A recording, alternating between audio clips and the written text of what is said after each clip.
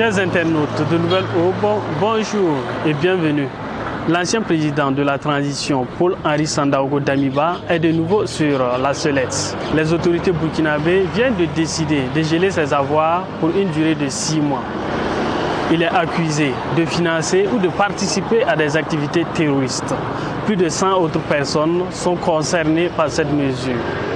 L'ancien président de la transition, actuellement en exil au Togo voisin, ne peut plus profiter de ses biens au Burkina Faso. Les autorités de Ouagadougou ont décidé de tout geler. La mesure couvre une période de 6 mois renouvelable. Selon les militaires au pouvoir, le lieutenant-colonel Paul-Henri Sandaogo Damiba est pleinement impliqué dans le financement du terrorisme et les actions terroristes qui déstabilisent son pays. Cette décision datée du 19 novembre dernier frappe aussi d'anciens ministres burkinabés. Les journalistes Abdoulaye Bari et Newton Ahmed Bari, par ailleurs ancien président de la commission électorale, sont aussi concernés. Dans la capitale burkinabé, cette mesure suscite beaucoup de réactions. Si tu n'es qu'à moi, il faut confisquer pour toujours.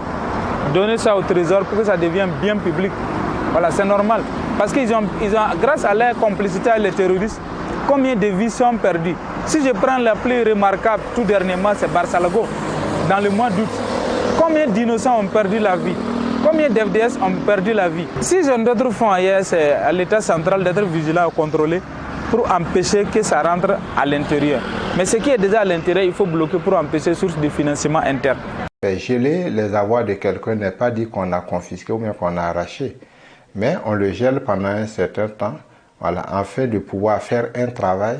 Et après, si on voit que la situation est stable et que on peut dégeler les avoirs, on dégèle les avoirs et ça leur revient encore de droit. Si ces gens-là renversent leur casquette et qu'eux-mêmes arrivent à contribuer pour que rapidement la situation puisse être stable, voilà, ils pourront voir leur bien dégelé. En tout, 113 personnes ainsi que le groupe de soutien à l'islam et aux musulmans et le groupe d'État islamique au Grand Sahara sont touchés par cette mesure de gel des biens. En rappel, la plupart de ceux qui figurent sur cette liste avaient été accusés de tentative de déstabilisation du pouvoir. C'était le 23 septembre 2024 à la suite de l'attaque terroriste de Basalgo qui a fait des dizaines de morts civils. C'était Guillaume Kéré à Ouagadougou pour Nouvelle Aube.